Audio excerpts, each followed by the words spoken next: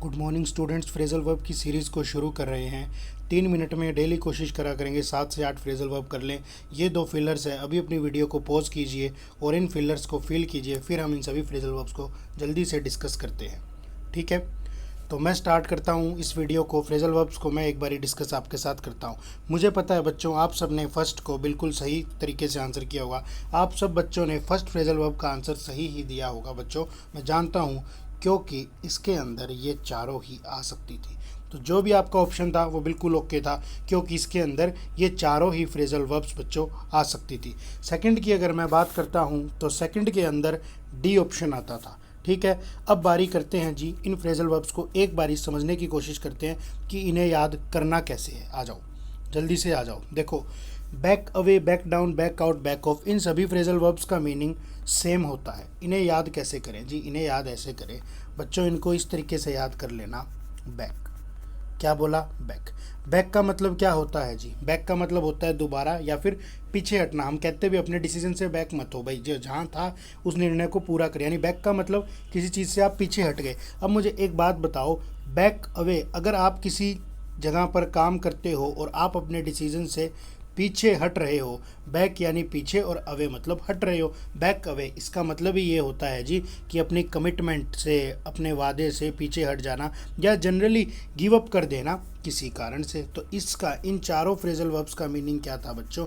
इन चारों phrasal verb का meaning था to withdraw, to withdraw from a commitment. भाई किसी कमिटमेंट से आप क्या कर जाते हो जब पीछे हट जाते हो। कोई बात कही थी कि ये करूँगा और हम उससे पीछे हट गए। याद करने की बारी आई तो चारों को याद करना बहुत ही आसान था। कैसे था? बैक तो सभी के अंदर कॉमन था। बैक अवे, बैक अवे, भाई बैक अवे कैसे? बैक का मतलब पीछे हट गए और अवे मतलब दूर हो गए, यानी आप पीछे हट गए। बैक डाउन, ये भी वही बात है। बैक का मतलब कहता है जी दोबारा, और डाउन, कोई ऐसा होता है ना, कोई व्यक्ति हमसे कहे मैं ये कर दूंगा, उसके बाद वो हमारी नज़रों में गिर गया, क्यों? क्योंकि उसने उस काम को नहीं किया। तो इस तरीके से मैंने लिंक किया था कि बैक डाउन का मतलब है भाई वो अपनी बात से पीछे हट गया। बैक आउट का मतलब क्या है जी? बैक आउट का मतलब है कि बैक कर गया, अपने निर्णय से पीछे हटा और फिर आउट हो गया, दोबारा कभी आया ही नहीं मिलने, क्योंकि उसने अपना वादा, अपनी कमिटमेंट को बच्चों तोड़ दिया था। फिर फोर्थ जो फ्रेजल वर्ब थी उसे कैसे याद करते? उसे याद करते बैक ऑफ से। मैंने, मुझसे किसी ने पूछा भाई मेरा मूड ऑफ क्यों है, मैंने कहा क्योंकि वो बैक कर गया। बैक कर गया इसका मतलब वो अपने डिसीजन, अपने वादे, अपनी कमिटमेंट से पीछे हट गया।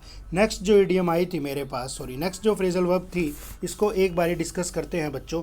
इन फ्रेजल वर्ब में दो का मीनिंग बिल्कुल सेम था जी, दो का मीनिंग बिल्कुल सेम था, कट डाउन और कट ऑफ।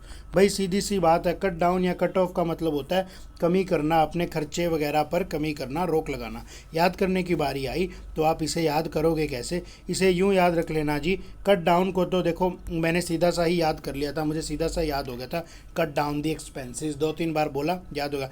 कट ऑफ का मतलब क्या है जी? कोई बंदा, व्यापारी अपने कर्मचारी से कह रहा है भाई खर्चे कम कर, कट कर खर्चों को, क्यों? क्योंकि सीज़न ऑफ है, मार्केट कैसा है? मंदा है। तो कट डाउन या कट ऑफ का मतलब ही होता है जी अपने खर्चे वगैरह को, किसी चीज़ को कम करना।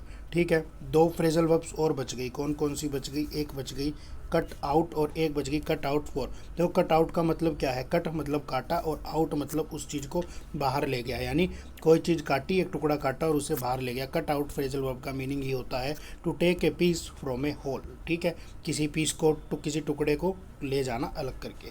ठीक है, कट आउट फोर का मतलब होता है जी स्टेबल। कट आउट फोर का मतलब होता है सुटेबल, सॉरी सुटेबल। याद कैसे रखेंगे? याद रखेंगे कि भीड़ में से उसे अलग किया। कट आउट का मतलब तो होता है अलग किया, क्यों? क्योंकि वो सुटेबल था फॉर समथिंग। तो यही थी फ्रेजल वर्ब। 4-5 मिनट में 7-8 फ्रेजल वर्ब डेली करेंगे और फ्रेजल वर्ब को भी अपना पोर्शन पे स्ट्रॉन्ग बना लेंगे। Thank you students.